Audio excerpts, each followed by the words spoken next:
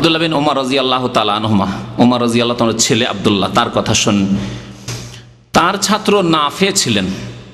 নাফে বলছেন, ইবনে ওমর থেকে বর্ণনা করে, আন্না রাজুলান ক্বালা লাহু ইমরাতুন তাযাওয়াজতুহা। একবার মাসলা জিজ্ঞেস করলেন এক ব্যক্তি আব্দুল্লাহ বিন ওমর রাদিয়াল্লাহু তাআলা আনহুমাকে, যে এক মহিলা আছে যাকে আমি বিয়ে করে নিয়েছি, ওহিল্লু হালি যাওজিহা, তার স্বামীর জন্য, আগে যে স্বামী ছিল তার জন্য হালাল করার উদ্দেশ্যে, লাম ইয়ামুরনি, আমাকে আদেশও করেনি, ওর স্বামীও বলেনি আমাকে, কিন্তু লেগেছে যে ওর ইচ্ছা আছে যদি সুযোগ পাই তো ফিরিয়ে নেবে, আমাকে আদেশও করেন লাম ইয়ামুরনি ওয়ালাম ইয়ালাম, এবং জানেও না যে আমি এই উদ্দেশ্যে আমি বিয়ে করেছি, টেম্পোরারি বিয়ে করেছি 2-3 দিনের জন্য।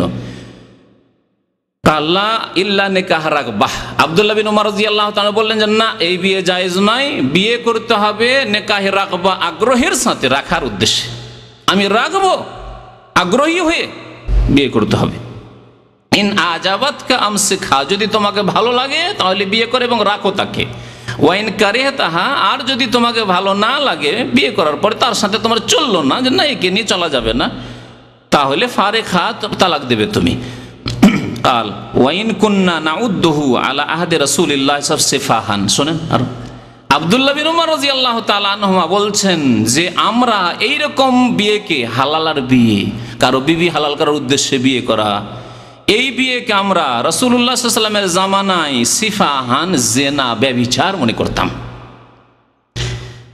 ওয়াইন কুন্না নাউদ্দুহু আলা আহদি রাসূলিল্লাহ সাল্লাল্লাহু আলাইহি ওয়াসাল্লাম সিফাহান, আমরা রাসূলুল্লাহ সাল্লাল্লাহু আলাইহি ওয়াসাল্লামের যুগে একে জেনা মনে করতাম। ওয়াকালা, আরো বললেন আব্দুল্লাহ বিন ওমর রাদিয়াল্লাহু তাআলা, লা ইয়াজালানে জানিয়াইনে, তারা যদি এরকম করে বিয়ে করে, হালালার বিয়ে করিয়ে দিল কারোর সাথে, তারপরে ফিরিয়ে নিল, তারপরে বিয়ে করলো, ইদ্যত পার হওয়ার পরেও যদি করে, লা, চিরকাল তারা জেনা করতে থাকবে, কারণ তার জন্য হালাল হয়নি।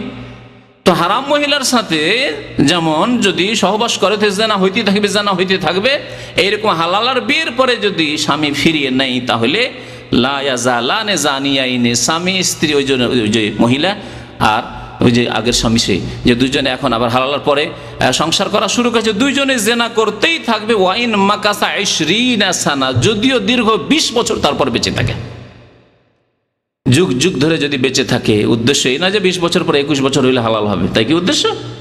দীর্ঘদিন যদি বেঁচে থাকে, সারা জীবন কোনোদিন হালাল হবে না, জেনাই করতে থাকবে তারা। ইজা আলেমা আন্নাহু ইউরিদু আন ইউহাল্লিহা, যদি জানতে পারে যে আমার জন্য হালাল করার উদ্দেশ্যে এই লোকটি বিয়ে করেছিল, যদি জানতে না পারে তাহলে তো মনের কথা আল্লাহ অন্তর্যামী, সে গুনাহগার হবে। বিয়ে হয়েছিল অন্য জায়গায়, তারপরে তালাক হয়েছে, খোঁজ পেয়েছে যে আমার যে আগের স্ত্রী ছিল সে তার অন্য জায়গায় বিয়ে হয়েছিল, তারপরে তালাক হয়ে গেছে, ইদ্যতের পরে সে পয়গাম দিত, অন্যরা পয়গাম দেবে, সেও পয়গাম দেবে।